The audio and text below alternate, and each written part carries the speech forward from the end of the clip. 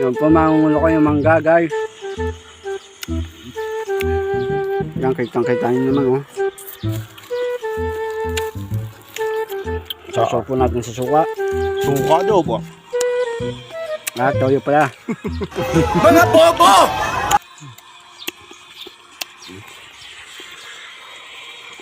Malawak-lawak pa ang aming gagawin. Ayan, sana po ay magtagal kami dito sa aming ginagawa. Sipagan nyo. May magkukumit kayo. Sipagan nyo. Katagal kayo dyan. Sa sipag naman po eh. May sipag naman po. Ito nga po, layo na. Ay, lamang po tamad to. Sa. Ayan, lagi po yung nasa po ng mangga. Ito. Ito naman pong aming batang tinulungan na palaboy-laboy eh. Ayan. Nakabili agad ng cellphone.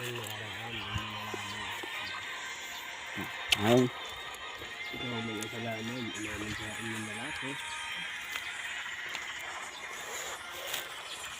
May binobola na naman po yan. Isang ito.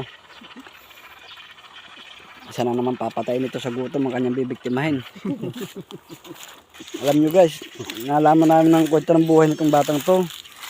Ito yung may 3 lang napangasawa. Ang isa namatay sa sama ng loob.